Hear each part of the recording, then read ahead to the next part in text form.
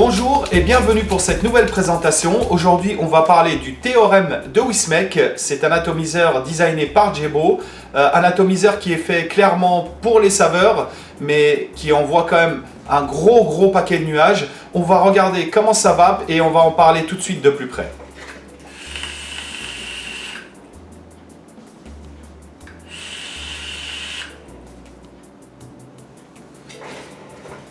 Donc on le voit bien, ça va super fort. On est sur un nouveau type de résistance qu'on voit ici. C'est les notch coils. Ils sont calibrés en 0,26 ohms.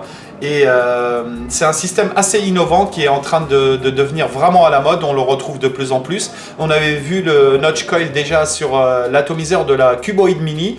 Et aujourd'hui, on l'a en version reconstructible sur le Wismec designé par Jebo, le fameux théorème tant attendu.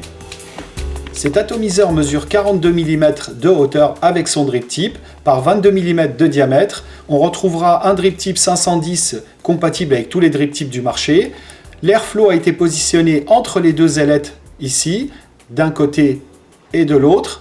On va avoir un remplissage par le haut qu'on va voir ensuite.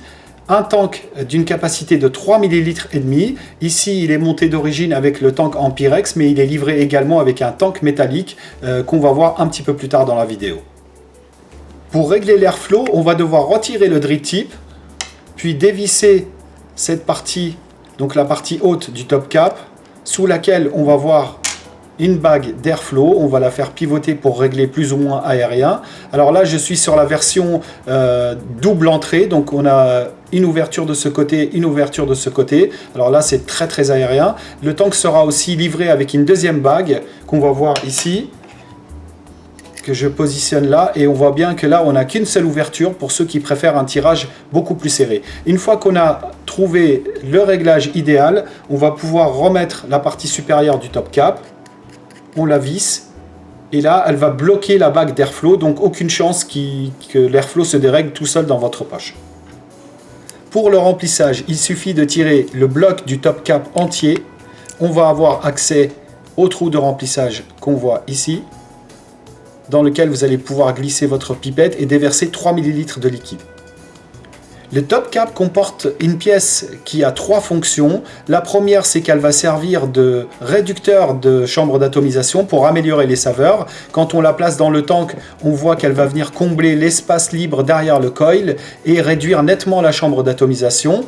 La deuxième fonction, c'est en bas que ça se passe, c'est ici. Ça sert de bouchon pour le trou de remplissage qu'on a vu tout à l'heure. Donc ça va venir s'encastrer dans le trou qu'on voit ici pour fermer votre tank et le rendre étanche. Voilà. Et la troisième fonction, c'est à l'arrière que ça se passe. On a ici une fente qui va communiquer avec l'airflow qui est placé entre les deux ailettes et qui va apporter plus d'air à l'arrière du coil. Passons maintenant au plateau reconstructible du théorème. On va se retrouver avec un plateau reconstructible avec 4 borniers, donc 2 plus au milieu, un négatif de chaque côté. D'origine, il sera livré, monté avec le notch coil qu'on voit ici. C'est un coil qui marche très bien et le diamètre est tellement large que changer le coton à l'intérieur devient un jeu d'enfant. Alors, il n'empêche qu'on pourra aussi monter d'autres types de coils, comme on va le voir ici sur les images. Vous pouvez très bien enlever le notch coil et faire du Clapton ou du dual coil en vertical coil que vous allez pouvoir placer comme vous voulez. On a pas mal de place à l'intérieur pour pouvoir travailler. Pour ceux qui découvrent le notch coil, je voudrais quand même vous montrer sa réactivité en chauffe. Ici, c'est le modèle livré d'usine monté dans le théorème. Il est calibré à 0,25-0,26 ohms. Je me suis calé à 41 watts et on va voir comment ça chauffe. Donc on voit bien que c'est très réactif. On est loin du Clapton qui est un diesel. Là, on appuie, ça vient tout de suite et ça chauffe vraiment sur toute la surface.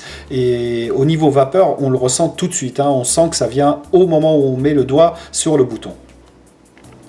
Vu le diamètre du notch coil, on se rend compte tout de suite que positionner le coton, ça devient un vrai jeu d'enfant. Donc on va regarder ça tout de suite. On glisse son coton à l'intérieur. Et on a les deux rigoles ici et là, qui vont permettre de bloquer le coton. On va venir juste le mettre au milieu, puis le bloquer dans ses rigoles.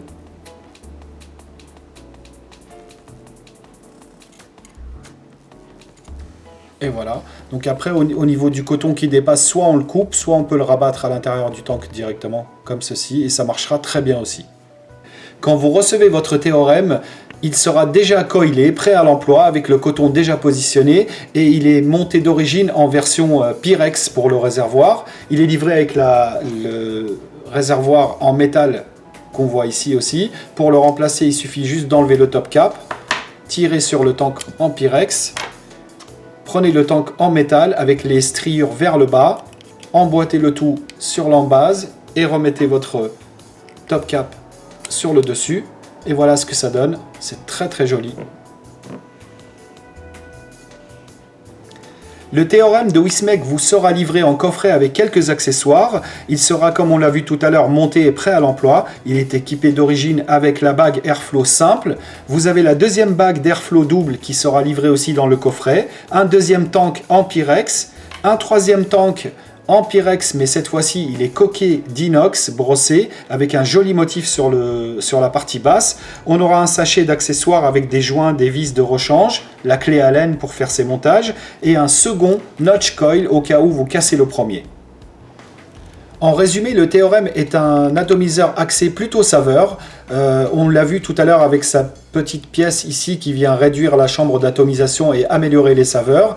Et avec ce nouveau notch coil, je dois admettre que ça envoie quand même fort, même en vapeur. Il n'y a pas de souci, hein, il envoie le paquet. Dès qu'on commence à pousser un petit peu avec sa box, on peut envoyer des gros clouds. Le défaut par contre, c'est qu'on est sur un réservoir de 3 ml.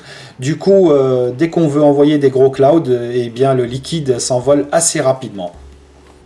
Un dernier mot sur le notch coil. Alors, j'ai vu qu'on avait ici deux pattes soudées autour d'un cylindre et ça m'a paru un petit peu fragile. Alors faites attention, ne forcez pas trop dessus parce que j'ai l'impression qu'il pourrait casser. Je n'ai pas cassé le mien, mais c'est une impression que j'ai qu'en tirant le coton trop fort, on pourrait casser une des deux pattes. Alors en attendant, vous en avez un deuxième qui était fourni dans le coffret et si vous cassez les deux, sachez que vous pouvez faire vos montages avec du Cantal ou du Clapton en attendant la sortie prochaine des notch coil en pièces détachées. Merci de nous avoir suivis pour cette revue et à très bientôt.